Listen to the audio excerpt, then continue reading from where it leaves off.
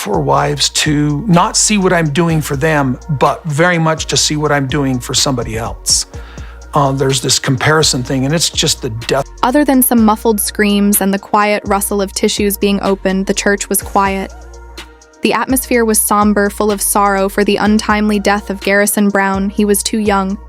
His death followed a private, agonizing fight, one he endured largely alone with Christine and Logan with him towards the end. In the front pew, up high, Janelle sat in silence, obviously broken. Her sorrow was the sort that doesn't require words. It was emblazoned on her face. Across from her in the aisle sat Meri, pale and unreadable, as though in some other place. The older kids were here and there around the church. Madison Hunter, Gabriel McKelty, and Gwendolyn, all lost in their own personal universes of sorrow. Then, some 20 minutes into the service, the back doors of the church creaked open. Heads swiveled. Conversation ceased. Robyn and Kody Brown strode in hand as if making an entrance. Dressed in black as they were, it was impossible not to notice the flash of Robyn's designer purse or Kody's shiny cowboy boots. It seemed more like they were attending a red carpet affair than a funeral. They didn't linger by the casket. No soft moment of contemplation. No acknowledgement to Janelle. No soothing embrace. Instead, the firm click of Robyn's heels as they strode down the center aisle, front and center, and then, without invitation, Kody moved to the pulpit. He wasn't even supposed to give a speech. Janelle and Logan had planned out every aspect of the service, wanting to celebrate Garrison's life in a way that didn't feel forced or religious. But in typical Kody style, he made it all about him. He produced a crumpled piece of paper from his coat pocket, gazed out at the crowd of mourners, then started to read. His voice was somber and his eyes darted back and forth between the page and the crowd. Garrison was a complicated young man, he started. And one of the toughest things God ever asked me to do was be a dad, particularly through tough times like these. She turned slowly, seated in her chair. Her jaw clenching, Kody continued. We mourn not only the death of our children, but also the death of our influence, our position, and our legacy when they are confused and allow outside voices to turn their hearts against their own kin. There was a stunned silence in the church. People whispered, eyebrows raised, the air was charged. Still, Kody replied, we loved him. Even when he pushed us away, even when he rejected our values, our way of living, and the love we tried to offer. Behind him, Robyn had a loud, dramatic outburst of sobs. It was not a quiet, communal sorrow. It was dramatic, almost melodramatic. She wrapped her arm around Kody's and sobbed into his sleeve as if she were the bereaved mother herself. The children couldn't conceal their responses. Some of them winced at various times. Gwendolyn covered her face, obviously disturbed by what she was being told. Gabriel sat with his fist in his lap, head down, his eyes heavy with burden. Logan appeared to be keeping himself together out of sheer force of will, his jaw tight enough. You could see the tension in his neck, and Janelle got up. Kody was still talking, still waving his arms, still acting the part of the misunderstood dad. But Janelle approached him slow, steady and deliberate. When she came up to him, she halted and spoke in a voice that was chilly but controlled. You don't get to do this, she said sternly. You don't get to be here standing and redefining who you were to him or who he was to you. You weren't there. He died alone, abandoned. And now you're here discussing your hurt, your pride.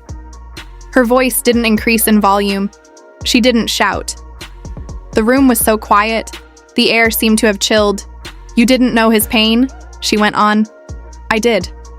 There was dead silence. You could sense that everyone was holding their breath. Do you want the final word? She demanded, gaze fixed on him. You've had enough already. Sit down. And in an instant, Kody was paralyzed. His face, for the first time in years, bore something honest. Shock. Without hesitation, Janelle turned and headed back to her seat.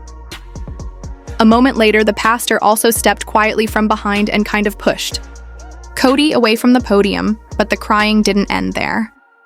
Following the funeral, the tension that had been building up inside finally boiled over, perhaps attempting to mend fences. Kody again approached Janelle, but she stepped back. Don't, she whispered but firmly. I don't want to hear a word. His voice was trembling as he replied, You're making this worse. You're the one splitting up the family. Janelle didn't yell. She simply spoke the truth. No, she whispered. That's what you did, you and Robyn. That's when Robyn intervened. Her face was flushed, her eyes piercing. How could you attack us like this at a funeral? We loved him too. Janelle faced her calm but firm. Not you loved control, she told him. And when Garrison didn't comply with what you wanted, you turned your back on him. You didn't love him the way he was. You only cared about who he could be if he played by your rules. There was then a silence, and with it a transition. Janelle withdrew, and Christine slipped away too. They were moving on. Then Logan moved forward. His voice wasn't boisterous, but it sliced through the air. You don't call. You don't check in. You only appear when the cameras are rolling or when something is done that could put you in a bad light. His words fell like rocks. This is finished. He said, we're through. There was silence again, heavy and final. Hunter. Gabriel, Madison, and Gwen crept together around their mother, a silent ring of comfort, a family bound together by grief and now by reality. Kody and Robyn remained outside that ring, standing on the outside looking in. Later that night, the family met at Christine's house in Utah. No cameras, no producers, only the individuals who lived through it. All the 3 women who had shared a husband, and the children who had loved their brother dearly. On the table were pictures of Garrison under flickering candles. His memory surrounded the room. They sat together in the living room, surrounded by the silence that only sorrow can provide. Janelle had one of Garrison's favorite books on her lap. She wasn't crying anymore. Her tears had dried up, but the sadness still lingered in her eyes. Christine spoke up. She was calm. We have to be honest, this cannot continue. To do with Kody, to do with Robyn, we must stop allowing them to hurt us. Logan nodded. They're not our family, he said. Not anymore. Not today. They told us what they're really like. Nobody protested. Not even Meri, who had been Kody's protector for so long, remained silent for a moment before finally breaking her silence. I defended him for years, she said softly. And I don't even know why. Today, I saw him destroy his own son. I'm ashamed. They wrote a joint statement, a line in the sand. No more contact, no more invitations, no more appearances. And they made that clear to TLC. If the network wanted to retain the remainder of the family, Kody and Robyn would have to be left out of future filming. The news spread like wildfire. The funeral proceedings were already being shared online. A leaked recording of Kody's speech found its way on social media, where it was analyzed, word for word. On Reddit, fans turned critics, line by line, post by post. The hashtag #cancel. Kody trended within 4 days. Within TLC, alarm spread. Executives panicked. Inside and internal. Memo circulated calling for a re-evaluation of Kody and Robyn's place in the show. The viewers were clamoring for answers, and the message was unmistakable. Behind closed doors, though Robyn was on the edge, she implored Kody to act, to sue, to fight. Back to vindicate themselves. They're portraying us as the bad guys, she wailed. We did everything to keep this family together. But Kody had nothing left to say. No witty retorts, no apologies. His phone went unanswered. One at a time, his children had blocked his number. Even Robyn's son Dayton began to pose difficult questions. Why did we leave? Why were you always crying? Why didn't you talk to Janelle? There were no better answers. One morning, as dawn crept in, Kody sat in the dim kitchen sipping a cup of coffee. The house was eerily quiet upstairs. Robyn was crying again. He looked down at his phone at the last message Garrison had ever sent him, just a single line. You made a decision. Don't call me when it's convenient for you. And now there was no one left to call. The rest of the family went on without them. Janelle drew strength from her children, filling her life with support and love. Christine dived into a new life of grandbabies and recovery. Meri got out from under Kody's shadow and started to redefine herself. The children, while still mourning, began to rebuild. They found solace in one another and in truth. And as for Robyn and Kody, they disappeared from sight. Reminders of a yesterday the family no longer wanted to uphold. The actual conclusion did not start with the funeral. That was merely the time the reality became inconceivable to overlook. Behind closed doors inside TLC, the consequences stung. Executives met in hushed, windowless rooms with binders full of social media analysis, viewer comments, and raw footage logs. They had endured scandal before, but this was unique. This was a tempest. They hadn't anticipated a sound engineer, someone who just couldn't hold his tongue anymore, leaked a snippet of Kody's eulogy at the funeral. It was less than 2 minutes long, but it went viral on TikTok, and X-Millions streamed in shock as Robyn cried histrionically in the background like a bereaved mother at a funeral for a child she barely knew, as Kody accused his son of going astray. The backlash was swift. Fans who had long endured. Do you want to be a better friend to Meri? Oh yeah, sure. I mean, if there's anything that I can fix with her, I want to fix it. Kody's narcissism and justifications finally reached their limit. Viewers changed the channel. Veteran reality TV personalities demanded that TLC speak out. Therapists deconstructed the dysfunction on YouTube. Social media influencers dissected the toxic cycles in the Brown family, and a new hashtag arose. #Protect the Brown kids, a hashtag that trended for weeks. As the backlash grew louder, Janelle, Christine, and their adult children refused all calls from the network. Not a word. Not a whisper, just silence. That silence was finally broken by Gwen. In a private Zoom call with only the producer she trusted, she laid it out plainly. We're not doing this if he's part of it. Same goes for Robyn. If this show is going to survive, something has to change. And that was the turning point. By early summer, TLC issued a bold declaration. The show would return with a new name: Freedom. No more emphasis on a man with several wives. That plot had played out. Rather, the new show would bring attention to the women on their independence, their healing, and the resilience of the children who had grown up in Kody's shadow. Janelle and Christine opted to return. So did Logan, Gwen, Madison, and Michael T. Even Meri, after much contemplation, decided to return on her conditions. She needed to concentrate on healing herself. When the cameras resumed, everything seemed new. The obligatory family gatherings were a thing of the past. So was the pretending to be a united family. No longer were their shots, where Kody took over the discussion. This time, the narrative was authentic. The first show began with Janelle walking softly through Garrison's vacant home. She had her hand on frame pictures on the wall. Her voice was quiet and open. I didn't know how much he was hurting. She said, "This story isn't just about polygamy. It's about what happens when silence becomes a tool to control people." What ensued was a profoundly human tale of one woman who had survived emotional poverty and emerged the other side. Strong, happy, and with her grandchildren around her, audiences returned in droves. Ratings skyrocketed. Viewers discovered something worthwhile again, something real. Not everyone, however, was partying in Flagstaff. Meanwhile, Robyn spent most of her time on the couch, hardly budging from her position. Every day she watched the trailer for the new series on her phone on repeat, and she wasn't in it. Neither was Kody. Their names were never mentioned. The show was all about the children and the ex-wives. For Robyn, that silence was deafening. In a fit of fury, she snapped her phone shut and threw it across the room. "We have to speak." "Up," she spat at Kody. "We have to defend ourselves." But Kody wasn't the same guy anymore. Distant, tired, and a shadow of his previous self. He hardly reacted.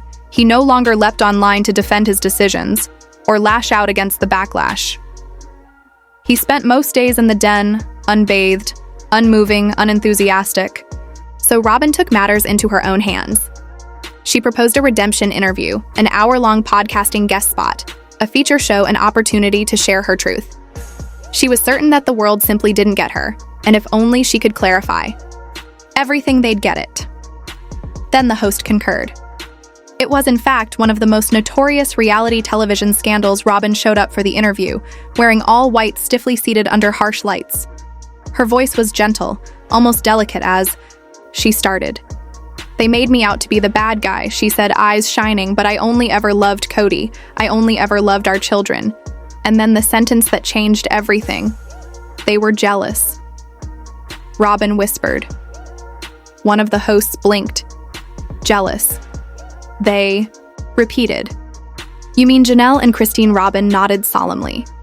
They resented that our house had peace, that our children, my children, were more submissive. I loved Kody more than they ever did. It was all down from there. Montages of Robyn labeling. Janelle, bitter and blaming Christine for brainwashing the kids, went viral. She accused Garrison of being influenced by gossip and rebellion. Her words were empty. I see. It was too much. That night, Gwen posted a reaction video. Her voice shook with restrained fury. I don't want to keep talking about her, Gwen said. But I'll say this. Garrison wasn't rebellious, he was hurting. And for Robyn to sit there and act like the victim number. Christine remained silent. She merely shared a picture of herself. With young Garrison, both of them smiling at a campfire, the caption said, "To love someone, you have to show up." He knew who did. Even Meri, typically quiet, tweeted only one sentence, "Some truths need no defense. I stand with Janelle, I stand with Garrison." TLC acted quickly.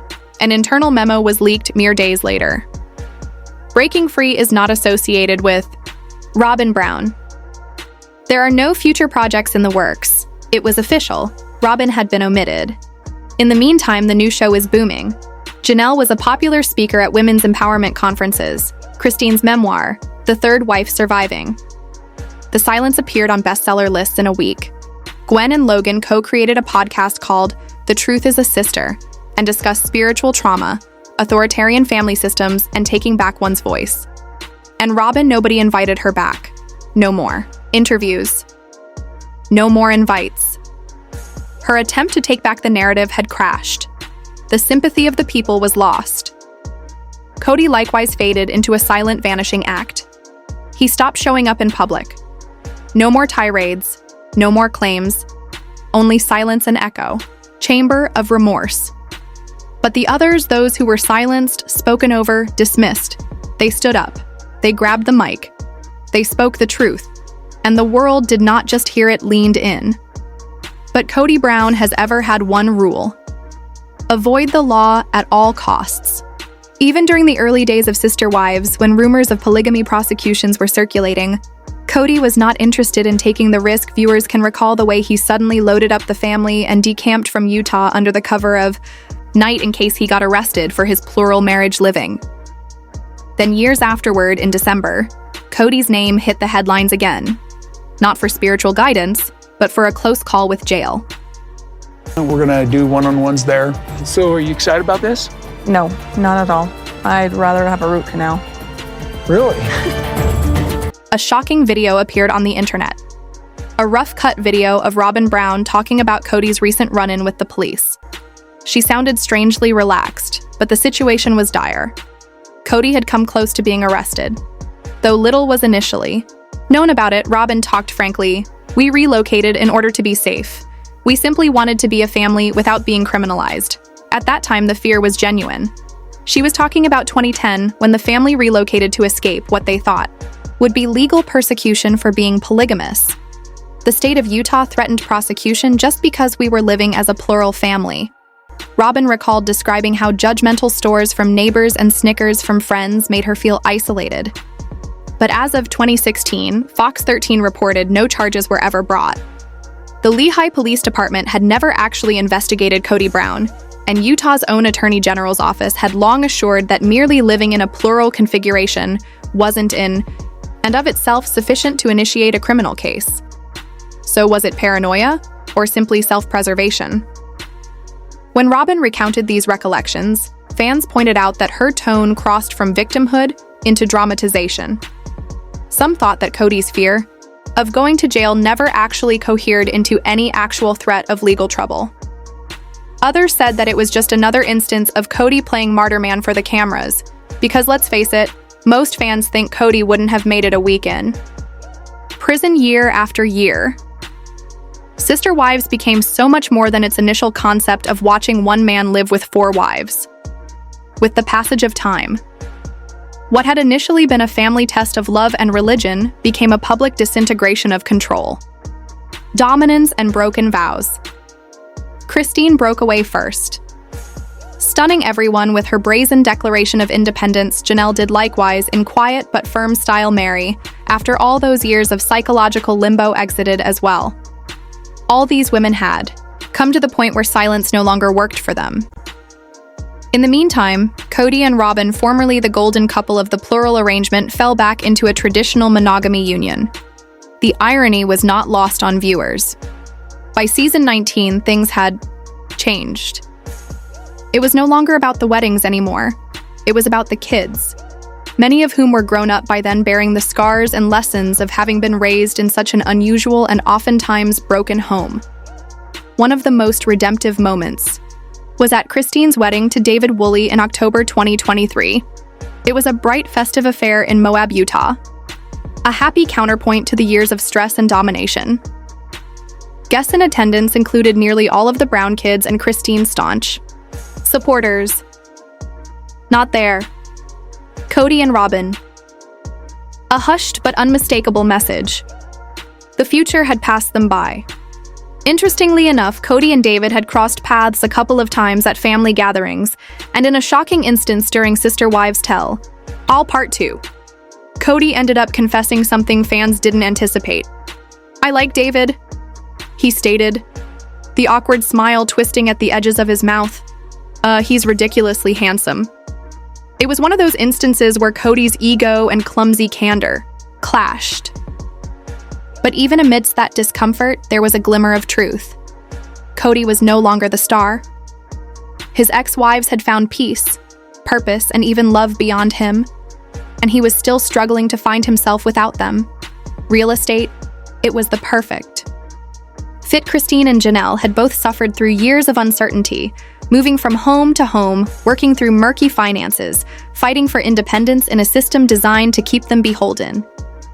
Now, with hard-fought insight and their devoted fan base supporting them, they found they could not only create wealth for themselves but for other women as well. The company, provisionally named Foundations, was not merely a real estate firm. It was a mentorship system. Christine provided the charm, and empathy. Janelle provided the analysis and game planning. Together, they started running workshops for single mothers, newly divorced women, and even adult children of fundamentalist families seeking to recover their autonomy through home ownership. A new type of empire was taking shape, one based on healing and empowerment, not domination.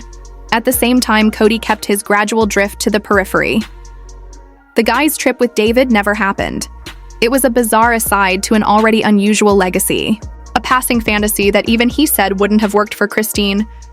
But Christine, she hadn't time to indulge in such foolishness. Her wedding had been enchanting, and her life now teemed with possibilities. In a special Freedom segment, she was seen standing beside David on the porch of their Utah home, discussing the launch of a family cookbook that combined classic Brown family recipes with innovative, healthier counterparts. "Healing occurs in the kitchen," Christine whispered, her gaze gentle as she grasped David's hand. "We nourished each other's souls before ever sitting down to a meal." It was the sort of moment Sister Wives never let catch its breath, too intimate, too raw. But freedom moved into it. Back in North Carolina, Tata, farms began to flourish. Madison's flower arrangements started trending on Pinterest. The farm, a modest but deeply symbolic project, was quickly becoming a destination in the making. Janelle, ever the strategist, had already filed LLC paperwork for event rentals, wedding coordination, and a farm-toteable brunch service.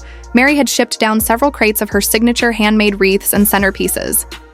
"We built this from the ashes," Janelle told a small crowd during a soft opening event. "And we're not done." Meri had finally found her voice too. After years of being misrepresented as bitter or distant, she was now affectionately known by fans as the glow-up wife.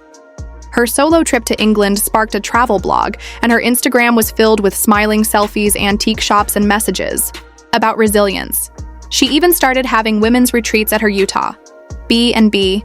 No cameras, no drama, just quiet strength. "Come for the silence," her ad said.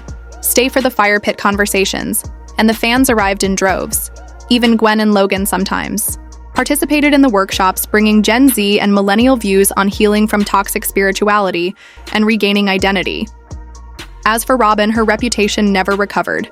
The disastrous podcast, her infamous white dress, the gaffes, the insistence that only she felt pain. It had all led to an unspoken exile. TLC made it plain she wasn't welcome back. Even the most devoted fans no longer viewed her as victimized. You cannot ever blame the fact that Robyn and I had a deep love on the way that these other relationships went. They viewed her as a warning to others. And Kody, a ghost of the man who used to stage every family gathering. He no longer granted interviews. The man who once couldn't resist a lens now appeared to flee from them. Paparazzi caught him only once. At a Flagstaff gas station, gaunt alone and conspicuously ringless. He didn't say a word, he simply drove away. But life went on. The last scene in Freedom, Season 1, featured Janelle, Christine, and their grown daughters standing beneath a wildflower arch at Tata Farms. It wasn't a reunion, it wasn't a performance, it was a gathering. When founded upon fact, Christine lifted a glass of iced tea and spoke with laughter, to leaving quietly and returning loudly. The camera drew up to the North Carolina, sky expansive and open. A new chapter wasn't on the horizon, it was already in existence. The potential for revitalizing my sister wife's closet sparked a surprising glint within longtime enthusiasts. While the jewelry business had lain quiet for years, its Instagram unseen for more than 5 years interest was rekindled by a surge of nostalgia and the general public's strong investment in the post-Kod era of these women's lives.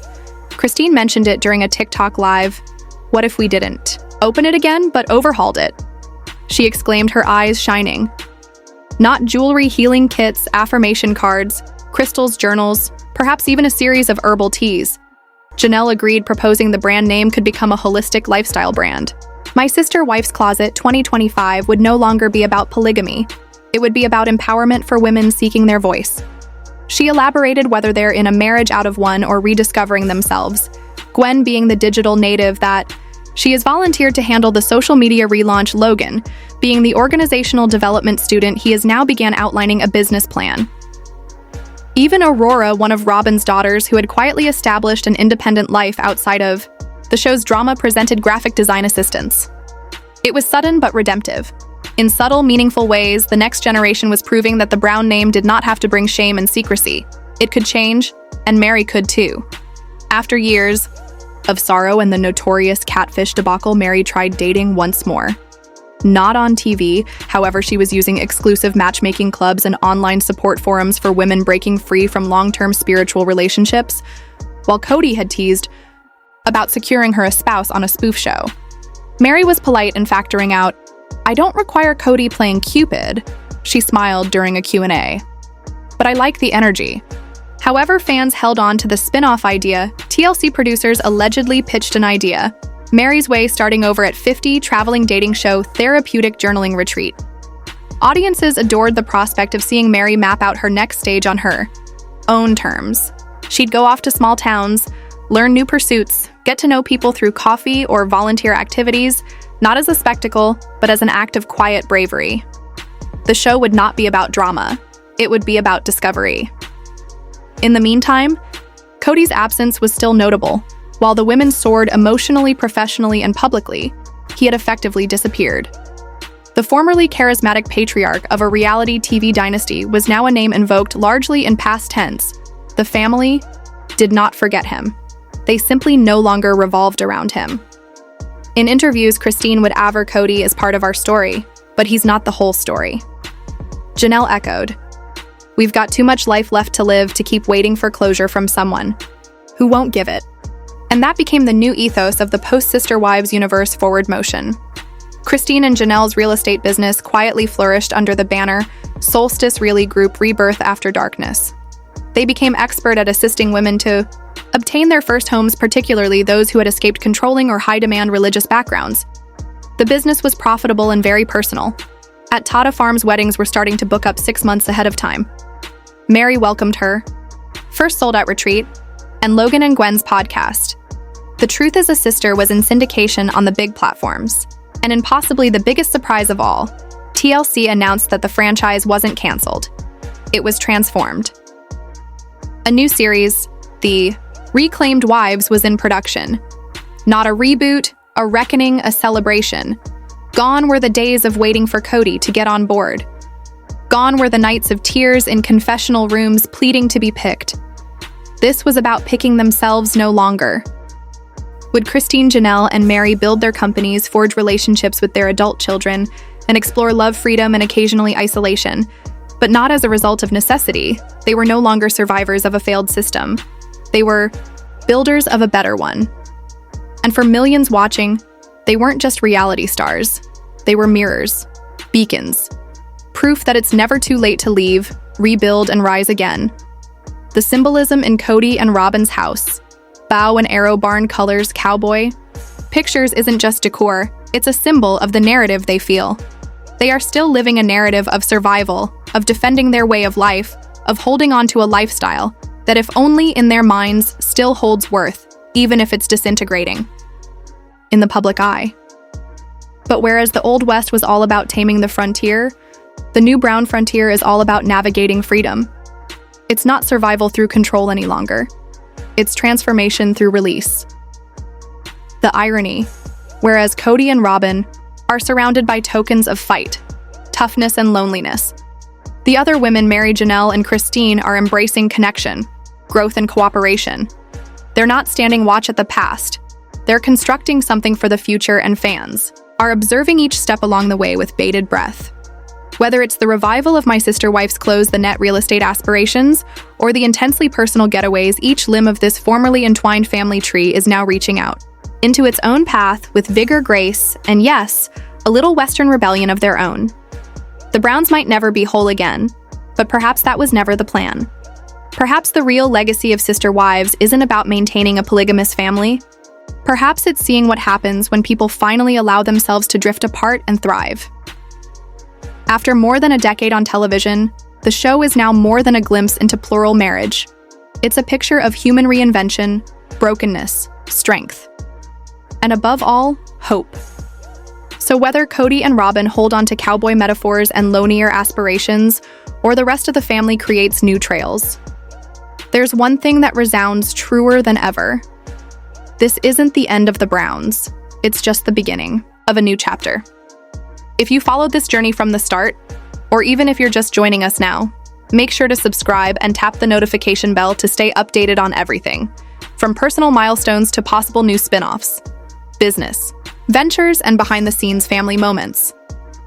Because with the Browns, the story never really ends. It just keeps finding a new way to start.